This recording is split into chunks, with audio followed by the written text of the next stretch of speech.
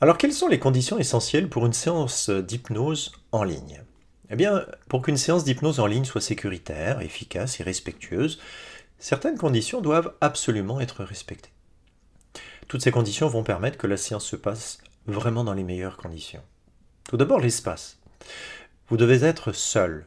Pas dans un endroit public, pas dans une cuisine où les gens passent, pas dans un salon où quelqu'un peut entrer ou circuler derrière vous. Personne ne doit écouter, intervenir ou se trouver dans votre espace thérapeutique. Si quelqu'un entre, parle ou vous sollicite, la séance perd immédiatement en efficacité, sans parler du fait que vous serez moins à l'aise si vous savez que quelqu'un est là pour vous écouter. La posture et la tenue. La position assise est privilégiée, idéalement sur une chaise ou un fauteuil stable, avec appui-tête pour soutenir le relâchement sans vous affaisser. C'est mieux d'éviter le lit si vous pouvez, parce que dans le lit on peut s'endormir trop facilement et la qualité du travail chute. Ceci dit, si vous n'avez que le lit comme endroit confortable, eh bien il n'y a pas de problème. La tenue appropriée, comme celle que vous prendriez en fait si la séance était en présentiel. Évidemment, pas de torse nu, pas pyjama, pas de serviette, pas en train de faire votre teinture, bref, comme si vous étiez dans une séance en présentiel. Votre posture et votre tenue influencent directement la qualité du travail et surtout la qualité de votre disposition d'esprit. Les animaux. Les animaux sont autorisés uniquement s'ils ne perturbent pas la séance. Un chat qui vient s'installer tranquillement sur vos genoux, il n'y a aucun problème. Un chien qui aboie sans arrêt, qui réclame votre attention ou qui vous oblige à vous lever à répétition, ça ne marchera pas. L'objectif est de garantir votre stabilité et la continuité du processus hypnotique. Le matériel audio. Il est préférable d'utiliser un casque avec micro, si vous en avez, pour assurer une communication claire et immersive. Filaire ou Bluetooth, peu importe. Ce qui compte, c'est vraiment la stabilité du son. Ce qui est important aussi, c'est que vous sachiez déjà utiliser Zoom sur votre ordinateur et que vous vous assuriez que Zoom soit déjà installé sur votre ordinateur avant la séance. La gestion des coupures réseau. Si votre connexion ou si notre connexion coupe, ou si la plateforme se déconnecte, eh bien, je vous rappellerai immédiatement dès que possible. Dans la grande majorité des cas, la séance peut reprendre sans problème une fois la connexion rétablie. Faites bien attention que si vous utilisez un ordinateur sur batterie, bien que la batterie soit chargée. Les comportements à éviter absolument.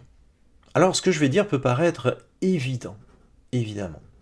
Mais c'est mieux quand c'est précisé. Donc, pendant la séance, vous ne devez pas fumer ou vapoter, manger ou prendre votre lunch, boire de l'alcool, mâcher de la gomme de façon excessive, répondre au téléphone, au texto, au courriel ou à votre conjoint ou conjointe, accueillir vos enfants, sortir votre chien, gérer un animal turbulent, aller et venir dans la pièce, cuisiner ou faire des tâches en parallèle, écouter de la musique forte, me faire visiter votre maison ou me présenter votre famille, vous installer en voiture, même stationner, marcher ou vous déplacer pendant la séance.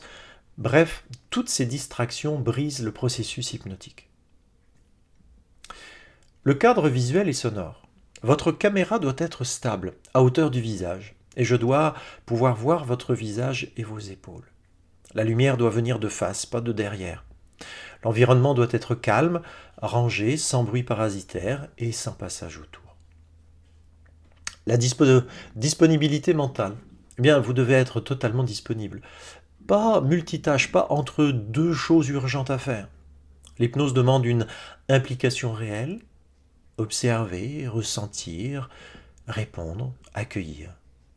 Si vous êtes ailleurs mentalement, la séance ne sera pas efficace.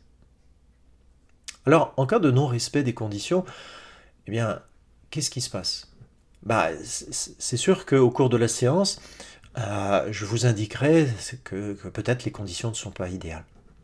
Puis si les conditions ne sont pas modifiées, eh bien, je peux être amené à interrompre la séance. Évidemment, ce n'est pas une punition, hein, c'est une question de sécurité, de professionnalisme et de respect du cadre thérapeutique. Dans ce cas, la séance reste chargée, le temps est réservé, la préparation est faite et l'espace est bloqué, et tout cela représente une séance complète, même si elle doit être arrêtée prématurément. Une séance en ligne doit être considérée exactement comme une séance en cabinet. Alors, en cabinet, vous n'y seriez pas en train de cuisiner, de répondre aux messages, de sortir le chien ou de gérer votre famille. Donc le virtuel ne change pas l'éthique du cadre. Quand ces conditions sont respectées, votre séance peut être profonde, sécuritaire et réellement bénéfique. Alors, au plaisir de vous accompagner dans une séance virtuelle.